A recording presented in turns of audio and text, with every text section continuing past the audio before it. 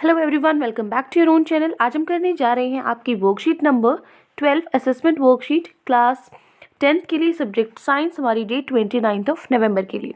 तो चलिए स्टार्ट करते हैं आपकी वर्कशीट को। जैसा कि आप लोगों को पता है, आपके जो एग्जाम्स है वो आ चुके हैं, तो ये एमसीक्यूज ही होंगे आपके। जिस तरीके से आपके एग्जाम में जो पैटर्न आता है वही पैटर्न है। यहाँ पे एमसीक्यूज आपको मिक्स दिए गए हैं। आपको 10 मार्क्स के हर एक क्वेश्चन, मतलब 1 मार्क का होगा, वो आपको अटेम्प्ट करने, ठीक है। हर एक क्वेश्चन 1 मार्क का होगा। 10 क्वेश्चन आपको चूज करने हैं 10 क्वेश्चन में से करेक्ट आंसर। चलिए स्टार्ट करते हैं फर्स्ट क्वेश्चन से। पहला क्वेश्चन है, which among the following is necessary to carry out the blood coagulation in cut और अ वाउंड। मान लीजिए आपको चोट लग जाती है, कोई कट लग जाता है, तो इन चारों में से कौन सा ज़रूरी होता है? किसकी क्या आपने देखा होगा जो विटामिन के होता है, ठीक है, वो भी उसमें भी एक क्वेश्चन आता है, ब्लड क्लोटिंग का क्वेश्चन आता है ना। तो यहाँ पे भी ब्लड कोएगुलेशन, मान लीजिए आपको चोट लगी है, कट लगा है, खून बहता ही रहे, तो ऐसे तो सारा जो बॉडी का ब्लड है वो सारा निकल जाएगा। तो इस चीज़ को कौन कंट्रोल करता है? White blood cells, blood plasma, platelets या फिर रेड ब्लड सेल्स? कौन करता है हेल्प? हमारी प्लेटलेट्स। जो सी ऑप्शन है वो हमारा करेक्ट होगा, ठीक है। फर्स्ट का ऑप्शन हो गया सी। नेक्स्ट है question number 2। In a chemical reaction between sulfuric acid and barium chloride solution, the white precipitate formed is of। जो white मतलब जब भी रिएक्शन होता है किसमें? सल्फ्यूरिक एसिड में और बेरियम क्लोराइड में, तो एक वाइट कलर का प्रेसिपिटेट बनता है। वो किस किस चीज़ का बना होता है? हाइड्रोक्लोरिक एसिड का, बेरियम सल्फेट का, क्लोरीन का या फिर सल्फर का? किसका बना होता है? बेरियम सल्फेट का बना होता है। जो बी ऑप्शन है वो करेक्ट होगा, ठीक है।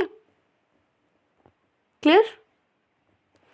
जैसे आपका है ना H2SO4, सल्फ्यूरिक एसिड और बेरियम क्लोराइड BaCl2, ठीक है। तो यहाँ पे क्या बनेगा? बेरियम ये बनेगा ना BaSO4, ठीक है ना, बेरियम सल्फाइड बनेगा। तो इसका क्या होता है? वाइट प्रेसिपिटेट होता है जो बनता है। ये क्या है? बेरियम सल्फेट है। क्लियर? चलिए नेक्स्ट मूव करते हैं। थर्ड क्वेश्चन है हमारा, a ray of light passes from a medium X to another medium Y। एक रे ऑफ लाइट है जो X मीडियम से Y मीडियम, मीडियम पता है ना, जैसे वो वाटर भी हो सकता है, एयर भी हो सकता है, ठीक है, वैक्यूम, कुछ भी हो सकता है। तो लाइट पास करती है X मीडियम से Y medium. No refraction of light occurs, कोई रिफ्रैक्शन नहीं होता। If the ray of light hits the boundary of medium Y at an angle of. कब कोई भी रिफ्रैक्शन नहीं होगा? जब आपकी जो रे ऑफ लाइट है वो वाई मीडियम के बाउंड्री पे किस एंगल पे वो क्या करेगी? मतलब बेंड होगी, ठीक है। किस एंगल पे बेंड होगी? कोई रिफ्रैक्शन ना हो। 120 डिग्री, 90 डिग्री, 45 डिग्री या 0 डिग्री? किस पे होता है? जो ये रेयर और डेंसर वाला जो कंसेप्ट था ना, वो ध्यान रखना है इसमें। और दो चीज़ें मैंने आपको बताई थी, नॉर्मल से अवे और towards the normal, away from the normal, ठीक है। वो सारे कंसेप्ट आपके क्लियर होने चाहिए। तो एग्जाम से अब तक तो आपको जितने भी आपका जो सिलेबस है, फुल सिलेबस है, उसमें कोई डाउट नहीं होना चाहिए। ये सिर्फ आपका एक प्रैक्टिस सेट है, इससे आपको पता लग जाएगा आपकी कितनी तैयारी है, ठीक है। अगर आपको इन क्वेश्चंस में डिफिकल्टी हो रही है, इट मीन्स आपने कहीं ना कहीं कमी छोड़ी है, ठीक है। तो इसको मेरे करने से पहले आपको अटेम्प्ट करना है खुद ऑनेस्टी से। क्लियर? उसके बाद सिर्फ चेक करना है यहाँ से कि आपके कितने करेक्ट आंसर और कितने नहीं, ठीक है।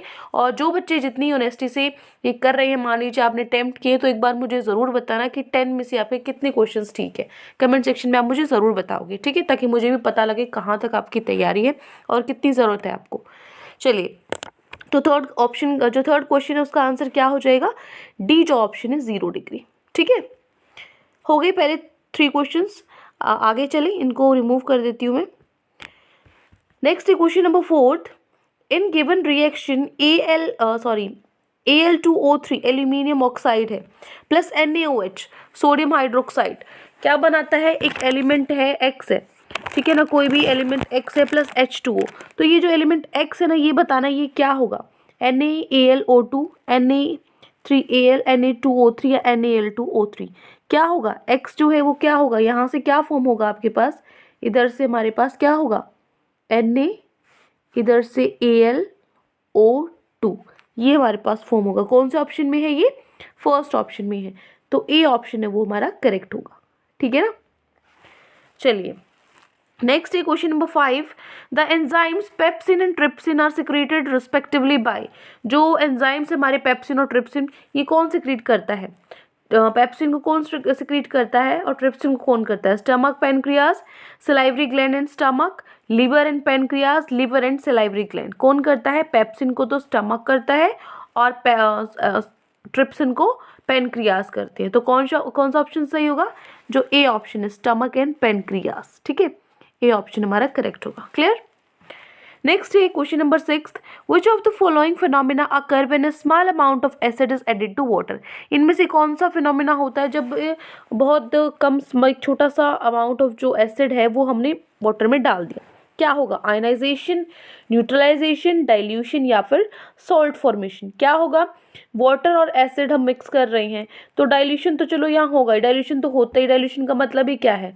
डाइल्यूट कर देते हैं वाटर मिक्स करके उसको। ठीक है, ये तो होगा ही, थर्ड आप सबको पता है। और क्या होगा?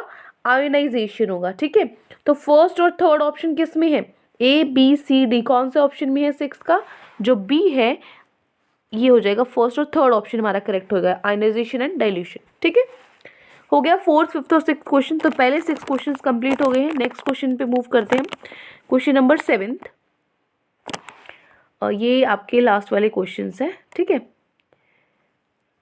तो देखो 7th क्वेश्चन है, it is necessary to balance chemical equation in order to satisfy the law of. जो बैलेंस करते हैं ना, बैलेंसिंग करते हैं, जो रिएक्शंस हैं उनको, इक्वेशंस जो हमने लिखी है उनको बैलेंस करते हैं, किस लॉ के हिसाब से करते हैं उसको? Conservation of motion, conservation of momentum, conservation of energy या फिर कंजर्वेशन ऑफ मास? किसके हिसाब से करते हैं?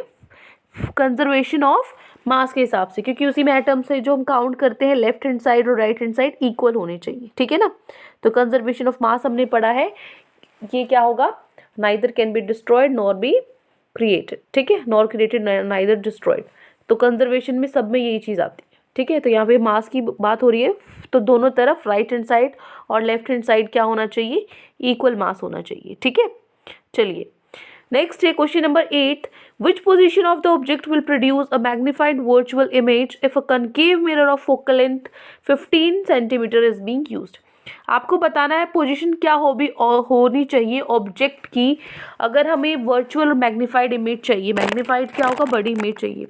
अगर कनकेव मिरर की फोकल लेंथ दे रखी है 15, तो देखो कनकेव मिरर की फोकल लेंथ दे रखी है 15, आपको मैग्नीफाइड वर्चुअल इमेज चाहिए, तो मतलब जो आपकी ऑब्जेक्ट है वो क्या होना चाहिए? फोकल लेंथ है ना, जो फोकस पे और पोल के बीच में होने चाहिए। फोकस और पोल, फोकल लेंथ 15 है, मतलब फोकस 15 पे है।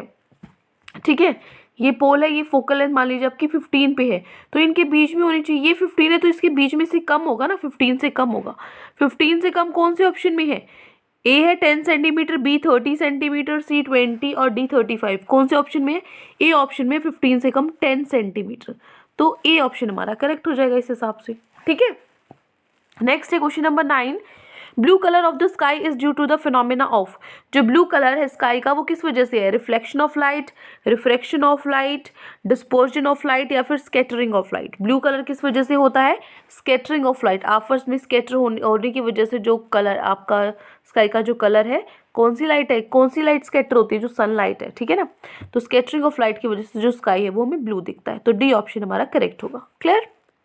नेक्स्ट है question number 10, which of the following represent the correct order of decreasing reactivity? Decreasing reactivity आपको बतानी है। सबसे मतलब डिक्रीजिंग मतलब पहले सबसे ज़्यादा जो रिएक्टिव है, फिर उससे कम, फिर उससे कम, फिर सबसे कम। ठीक है, तो सबसे ज़्यादा रिएक्टिव क्या है? मैग्नीशियम, फिर एल्यूमिनियम, फिर जिंक और फिर आयरन। ये फर्स्ट वाला, तो अगले वाले रीड करने की ज़रूरत ही नहीं। ठीक है, तो चारों में से ये ऑप्शन ही करेक्ट होगा। सबसे ज़्यादा रिएक्टिव है मैग्नीशियम, फिर एल्यूमिनियम, फिर जिंक, फिर आयरन। क्लियर? चलिए, तो ये 10 क्वेश्चंस आज आपकी वर्कशीट में गिवन थे। आई होप आपको अच्छे से समझ में आ गए हैं। कोई भी डाउट है किसी भी क्वेश्चन में तो कमेंट सेक्शन में आप मुझसे पूछ सकते हैं, और अगर आपको लेक्चर अच्छा लगे तो चैनल को सब्सक्राइब कर सकते हैं, वीडियो को लाइक कर सकते हैं। आज के लिए इतना ही, मिलते हैं नेक्स्ट वीडियो में। Till then take care, bye bye.